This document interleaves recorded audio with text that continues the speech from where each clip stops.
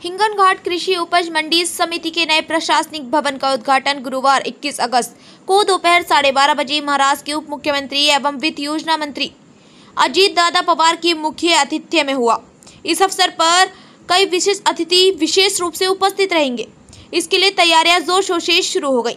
इस लोकार्पण समारोह में राष्ट्रीय कृषि विकास योजना के अंतर्गत निर्मित गोदाम का उद्घाटन, इंजीनियरिंग के द्वितीय वर्ष में नामांकित किसान पाल्यों को लैपटॉप वितरण, जिला परिषद के अंतर्गत आने वाले स्कूलों और आंगनबाड़ियों को सीलिंग फैन प्रदान करना और किसानों को विभिन्न वित्तीय सहायता का वितरण उप मुख्यमंत्री अजीत दादा पवार के हाथों संपन्न होगा।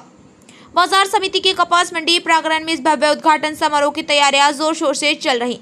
इस संदर्भ में कार्यक्रम की विस्तृत जानकारी देते हुए समिति के अध्यक्ष एंड सुधीर कोठारी ने किसान भाई बहनों और नागरिकों से बड़ी संख्या में उपस्थित होने की अपील की है। हिंगनघाट से योगेश लखोटे की रिपोर्ट। 21 ऑगस्ट 2025 अजितदादा हिंगणघाट शहरात येत आहे।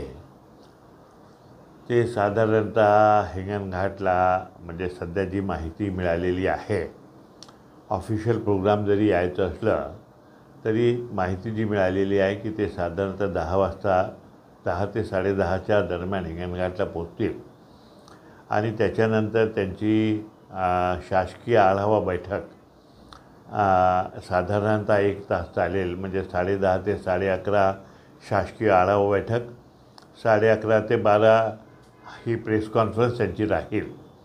12 नंतर एक पक्षाचा कार्यक्रम आहे, पक्षप्रवेशाचा कार्यक्रम आहे निखाळे हॉलमध्ये। तर 12 ते साधारणतः 1:15 वाजेपर्यंत ते पक्षप्रवेशाचा कार्यक्रम राहील। 1:15 वाजता मग त्यांचा राखीव असा कार्यक्रम आहे आणि राखीव कार्यक्रमामध्ये ते माझ्याकडे इथे येऊन जेवण करतील म्हणजे 2 वाजेपर्यंत आणि 2 वाजता ते कृषी उत्पन्न बाजार समितीच्या कार्यक्रमाला जातील। तर 2 ते 4 ते कृषी उत्पन्न बाजार समितीचा कार्यक्रम आहे। या पद्धतीचं माहिती सध्या मुंबईवरून मिळालेली आहे। ऑफिशियल कार्यक्रम यायचा आहे। नाही, पावसाच्या हिशोबाने कसं आहे की आपल्या इथे सर्वात मोठा हॉल निखाळे भवन आहे। तर निखाळे भवनमध्ये पक्षप्रवेशाचा कार्यक्रम ठेवलेला आहे आणि कृषी उत्पन्न बाजार समितीमध्ये म्हणजे पावसाची पूर्ण व्यवस्था करून जर पाऊस आला तरी म्हणजे वॉटरप्रूफ पेंडॉल आम्ही बांधलेला आहे, तर तिथे तो कार्यक्रम होणार आहे। नागरिकांना म्हणजे 2 आव्हानं आमच्याकडून आहे। एक आव्हान तर असं की आमच्या मानसिकतेतली, आमच्या विचारसरणीतली जी मंडळी आहे त्यांनी पक्षप्रवेशच्या कार्यक्रमाला हजर राहावं आणि तिथं पक्षप्रवेश घ्यावं, एक अशी विनंती आहे लोकांना। आणि दुसरी सर्वसाधारण नागरिकांना विनंती आहे की ही कृषी उत्पन्न बाजार समिती यावर्षी महाराष्ट्रामध्ये पहिला नंबर आलेली आहे।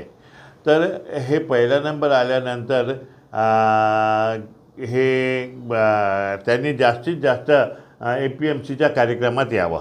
1 मिनिट।